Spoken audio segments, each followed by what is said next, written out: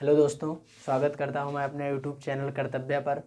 और आज हम लोग पढ़ेंगे मुग़ल साम्राज्य के बारे में। आइए देखते हैं मुग़ल साम्राज्य के बारे में। जैसा कि आप लोग मुग़ल साम्राज्य का टाइम पीरियड जानते होंगे, 1526 ईस्वी से लेकर 1707 ईस्वी तक। और इसे ही भारतीय इतिहास का दूसरा स्वर्ण काल कहा जाता है। इसे ही भारतीय इतिहास का दूसरा स्वर्ण काल कहा जाता है। और प्रथम स्वर्ण काल गुप्त काल को कहा जाता है, जो प्राचीन भारत में आप लोग पढ़े होंगे, गुप्त काल। इसे ही भारतीय इतिहास का प्रथम स्वर्णकाल कहा जाता है। भारत में मुग़ल साम्राज्य की स्थापना करने का श्रेय या स्थापित करने का श्रेय आप लोग जानते हैं बाबर को जाता है, जिसका पूरा नाम था जहीरुद्दीन मोहम्मद बाबर।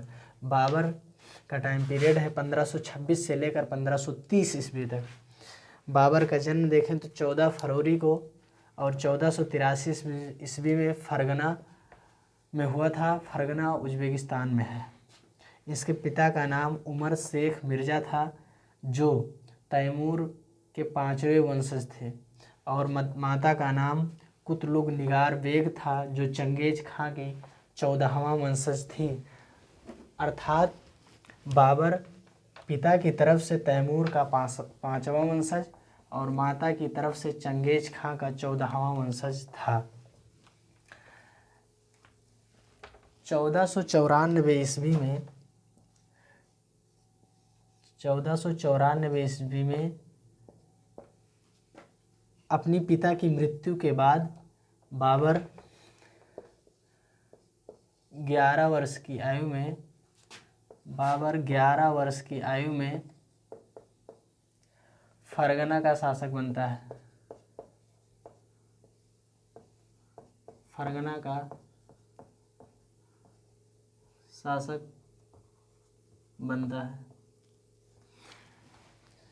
1494 ईस्वी में इसके पिता की मृत्यु हो जाती है और बाबर की आयु मात्र 11 वर्ष की होती है। और बाबर 11 वर्ष की आयु में ही फरगना का शासक बनता है। अब जब इसकी आयु 11 वर्ष की थी तो इसके आसपास के जो राज्य थे और वहाँ के जो शासक थे, वो यहाँ पर आक्रमण करने की प्लानिंग करते हैं कि क्यों ना 11 वर्ष के बालक को पराजित करके अपनी राज्य का विस्तार किया जाए। बाबर को इस बात का पता चलता है और बाबर वहाँ से भागकर 1502 ईस्वी में समरकंद नामक स्थान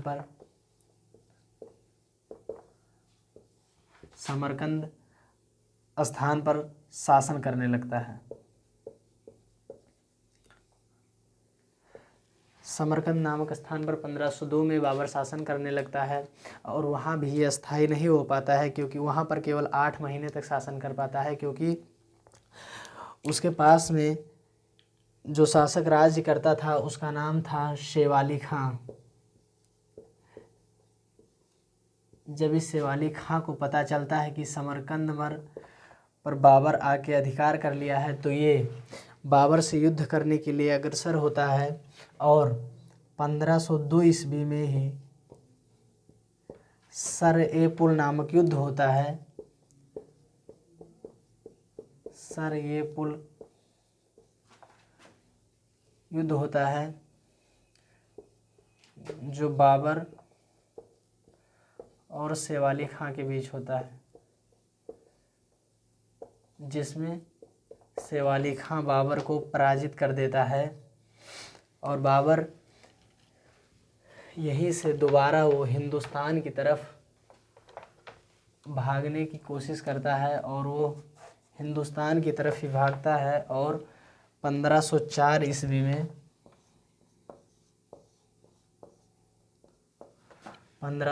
ईस्वी में वो अफ़गानिस्तान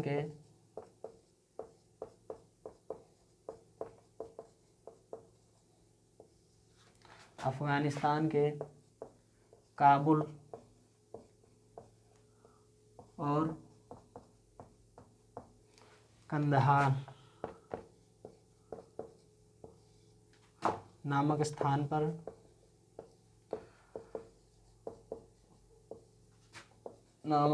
पर शासन करने लगता है।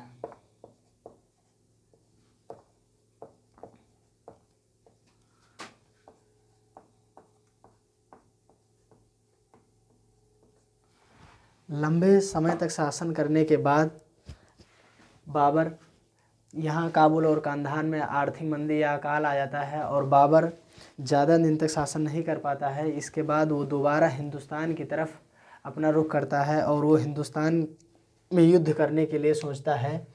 और बाबर हिंदुस्तान की तरफ सबसे पहला आक्रमण हिंदुस्तान पर जो करता है वो 1519 ईस्वी में सिंध के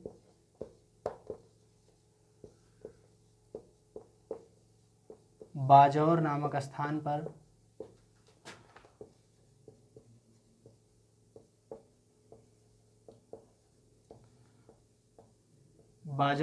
स्थान पर भेरा का किला, भेरा के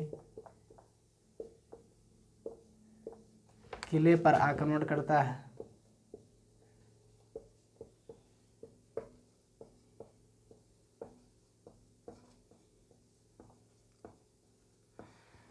बाबर भेरे के किले पर आक्रमण करता है और वो यहाँ से धन संपत्ति लूटता है और फिर कांधार जाता है और वहीं कांधार में ही बाबर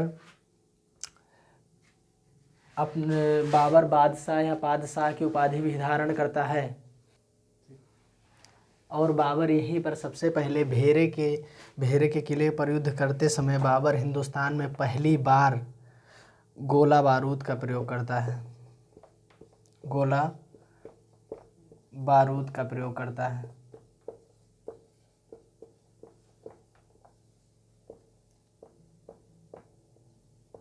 बाबर सबसे पहले यहीं पर गोला बारूद का प्रयोग करता है।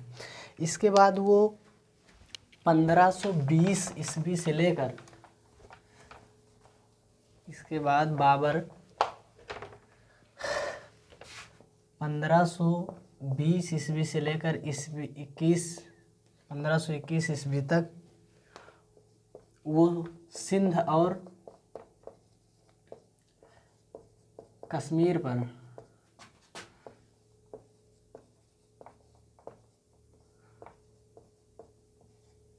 तीन और आक्रमण करता है।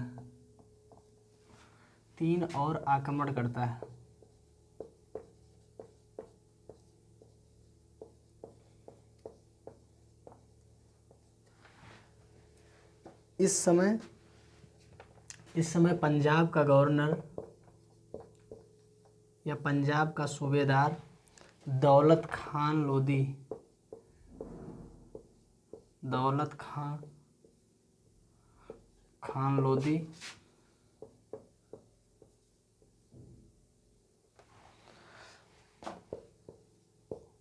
और दिल्ली का सूबेदार आलम खां हुआ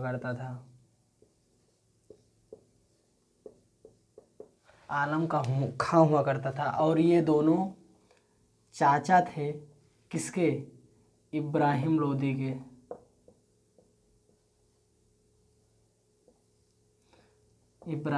के। ये दोनों उसके शासन को नहीं पसंद करते थे, इब्राहिम लोदी के। और ये दोनों रणनीति बनाते हैं और बाबर को आक्रमण के लिए इनवाइट करते हैं, उसे पत्र भेजते हैं और कहते हैं आइए आप और दिल्ली पर आक्रमण कीजिए और यहाँ आपको तमाम धन संपत्ति जवाहरात मिलेंगे। इसी बात का पता मेवाड़ के शासक राणा सांगा को पता चलता है। जब उसे बात पता चलता है कि कोई तैमूर का वंशज है और वो भारत पर आक्रमण करने के लिए आया है, तो ये भी इन्हीं दोनों की तरह सोचता है कि बाबर आएगा, आक्रमण करेगा और यहाँ से लूट पाट कर चला जाएगा। इसी उद्देश्य से ये दोनों मेवाड़ के राजा राणा सांगा भी पत्र भेजते हैं कि आप आइए और आक्रमण करिए और हम वचन देते हैं या वादा करते हैं कि आपको इब्राहिम लोदी के खिलाफ अपनी सेना युद्ध में भेजेंगे।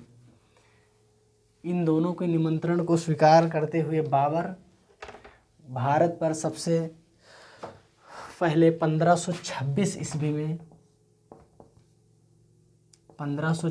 ईस्वी में पानीपत का प्रथम युद्ध लड़ता है।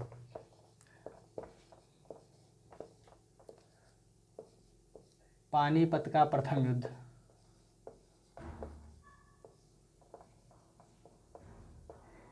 जो कि 21 अप्रैल 1526 को बाबर पानीपत का प्रथम युद्ध लड़ता है। और ये युद्ध बाबर और इब्राहिम लोदी के बीच होता है।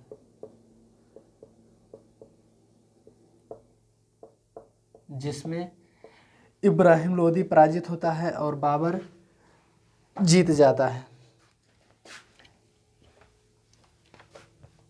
ये एक पहला युद्ध था या पहला शासक इसमें जो इब्राहिम लोदी था वो रणभूमि में मारा गया था।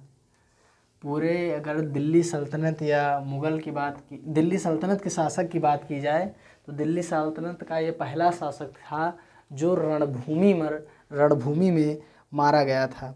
बाबर ने इस युद्ध में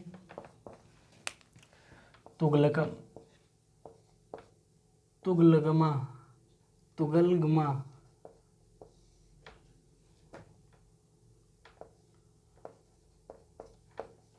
युद्ध पद्धति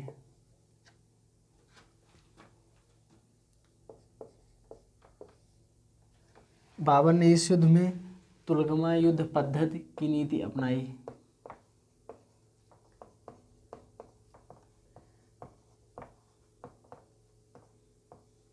तुगलगमा युद्ध पद्धति की नीति अपनाई और बाबर ने इसमें इस युद्ध में तोपों को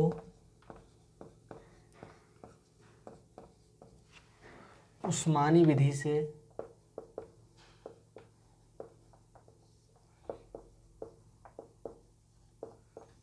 से सजाया।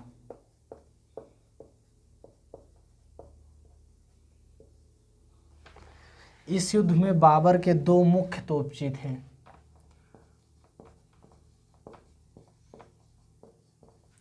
दो मुख्य तोपची हुआ करते थे। एक का नाम था उस्ताद खां,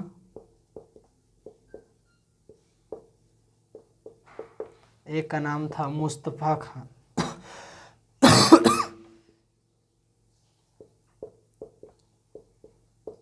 मुस्तफ़ा खां ये दोनों इस युद्ध में बाबर के प्रमुख तोपची हुआ करते थे। मुस्तफ़ा खां ये 2 तोपची थे। और इस युद्ध के बाद बाबर ने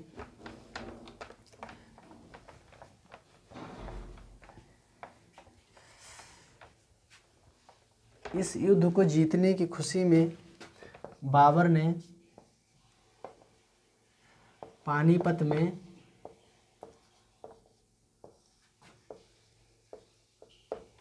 काबुली बाग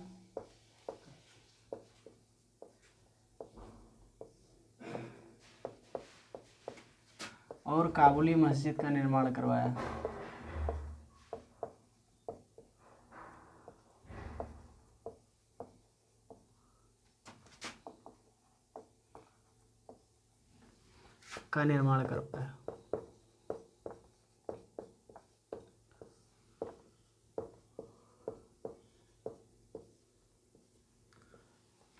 इसके बाद बाबर ने अपने सबसे बड़े बेटे हुमायूं को आदेश दिया कि जाओ और जाके लोदियों की खजाने आगरा पर अधिकार करो। इसके बाद हुमायूं जाता है और लोदियों के खजाने आगरा पर अधिकार करता है, जो मुग़लों की पहली राजधानी मानी जाती है आगरा। यहीं पर हुमायूं अधिकार करता है और बाबर जश्न मनाने के लिए काबुल और कांधार चला जाता है। इसके बाद बाबर जश्न मनाने काबुल और कांधार चला जाता है। बाबर ने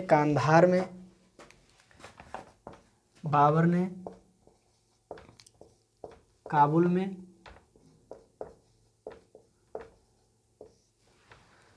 बाबरी सिक्के चलवाता है।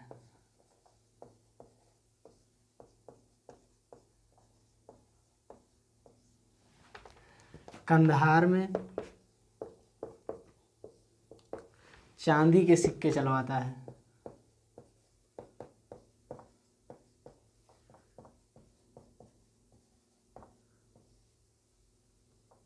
चांदी के सिक्के चलवाता है और यहीं पर वो शाहरुख नाम के सिक्के भी चलवाता है और प्रत्येक काबुल वासी को वो एक एक चांदी का सिक्का उपहार स्वरूप देता है और यहीं पर काबुल की जनता उसे कलंदर की उपाधि देती है। बाबर को काबुल की जनता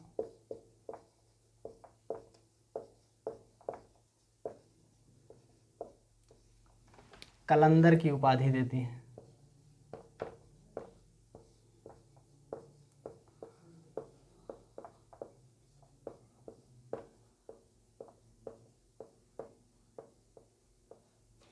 इसके बाद जब बाबर वापस आता है तो वो सोचता है, क्योंकि उसे राणा सांगा ने युद्ध में, पानीपत के प्रथम युद्ध में मदद करने के लिए कहा था और उसने मदद नहीं की थी, ना ही अपनी सेना लोदियों के खिलाफ भेजी थी।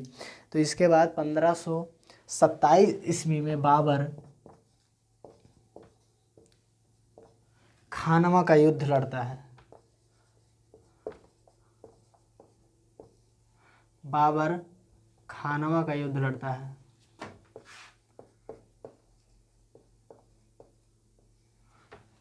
जो कि बाबर और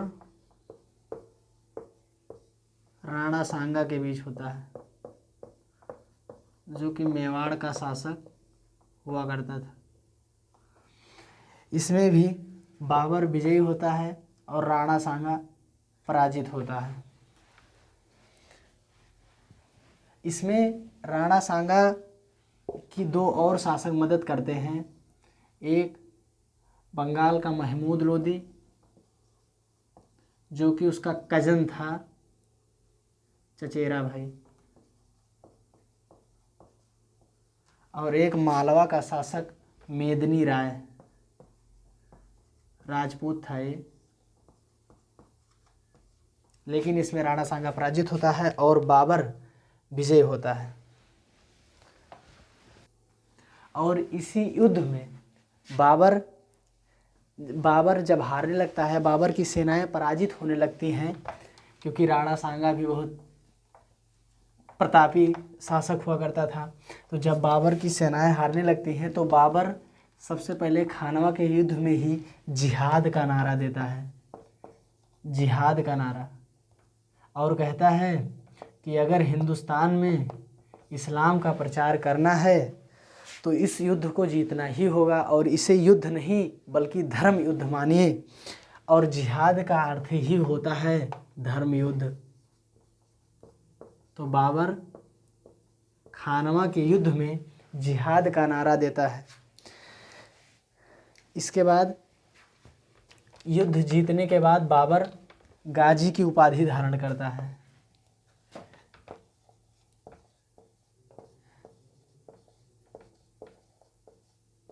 युद्ध जीतने के बाद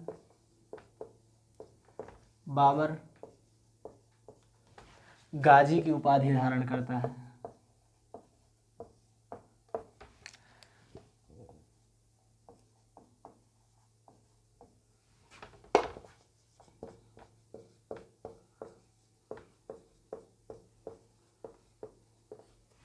और गाजी का अर्थ होता है काफिरों का नाश करने वाला योद्धा।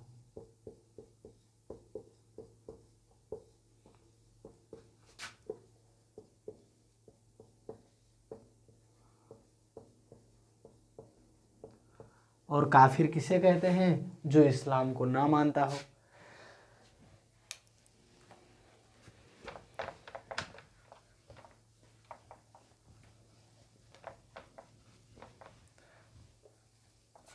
इसके बाद बाबर 1527-28 ईस्वी में अयोध्या में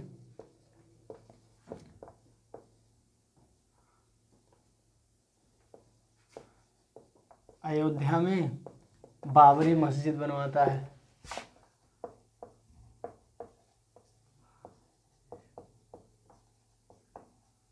बाबरी मस्जिद बनवाता है और बाबरी मस्जिद का एक सेनापति हुआ करता था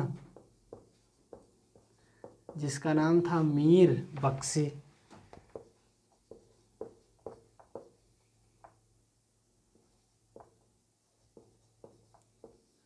इसी ने अयोध्या में बाबरी मस्जिद का निर्माण करवाया। इसे मीर तस्कंदी भी कहते हैं, क्योंकि ये काबुल की अफ़गानिस्तान की राजधानी जो काबुल और कंधार, मीर बाकी हो गया यहाँ पर, सॉरी, मीर बाकी,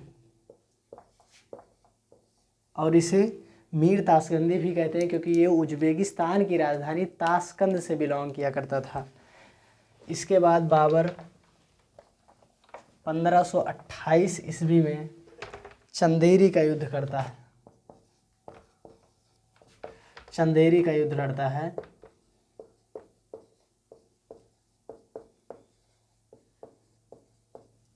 चंदेरी का युद्ध बाबर और मालवा के शासक मेदिनी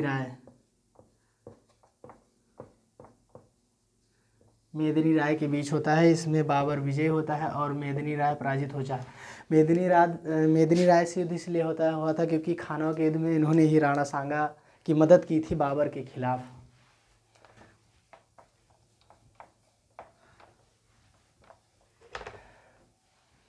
पंद्रह सौ 29 ईस्वी में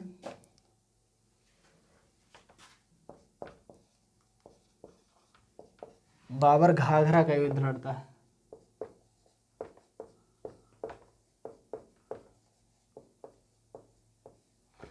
घाघरा का युद्ध बाबर और महमूद लोदी के बीच होता है। महमूद लोदी, इसमें भी बाबर विजयी होता है और महमूद लोदी पराजित होता है। इसके बाद बाबर 1530 ईस्वी में बाबर की मृत्यु हो जाती है।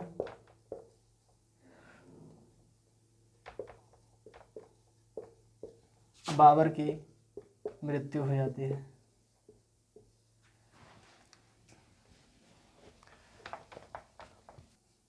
ये घाघरा का युद्ध पहला युद्ध था जो जल और थल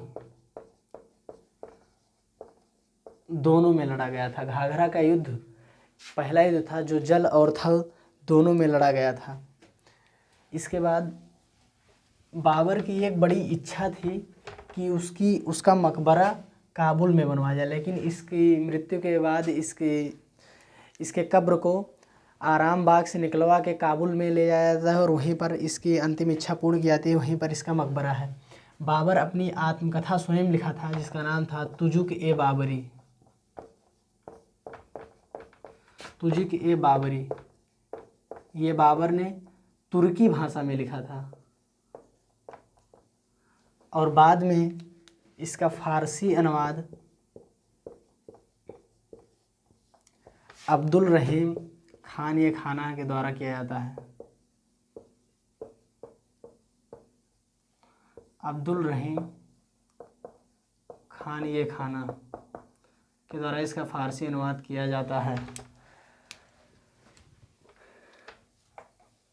अकबर के समय में। अब बाबर के बारे में दो चीज़ और हैं। बाबर बागों का शौकीन था।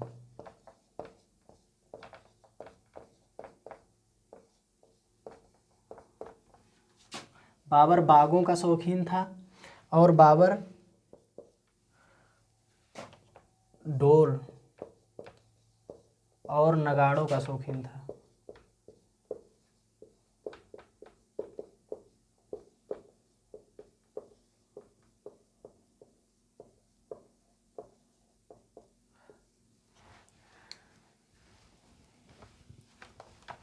अब इससे ज़्यादा बाबर के बारे में आपसे और कुछ नहीं पूछा जाएगा। उम्मीद है कि आपको क्लास पसंद आई होगी।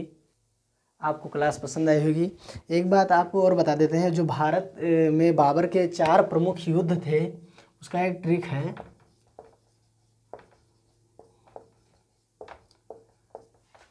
पान खाओ चांद पर घूमो। पान खाओ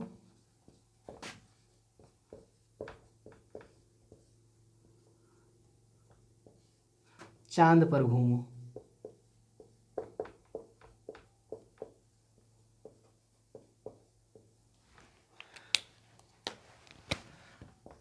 पा से पानीपत,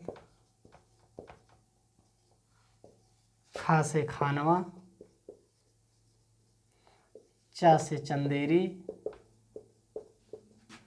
और घा से घाघरा। 1526, 1527, 1528, 1529, ये 4 युद्ध बाबर के द्वारा लड़े गए थे। अब आप देखिए और सोचिए कि कैसे बाबर 11 साल का एक बालक किस तरह से हिंदुस्तान पर कब्जा करता है और यहाँ पर मुग़ल साम्राज्य पूरा अपना साम्राज्य बना लेता है। बाबर जिसका जन्म फरगना में हुआ था और 14 फरवरी 1483 को, आप देखते हैं कि बाबर कैसे कैसे संघर्ष करता है और हिंदुस्तान पर अपना प्रथम आक्रमण 1519 ईस्वी में सिंध के बाजौर नामक स्थान पर भेरे के किले को जीतकर अपनी आर्थिक तंगी को दूर करता है। इस वक्त भेरा का किला पाकिस्तान में, हालांकि बाजौर है सिंध का। कैसे फिर 4 युद्ध लड़ता है और कैसे कैसे राणा सांगा और मेदिनी राय जैसे राजपूत शासकों को पराजित करता है। उम्मीद है कि आपको क्लास पसंद आएगी। नेक्स्ट क्लास हुमायूं को अगले दिन पढ़ेंगे। Thank you.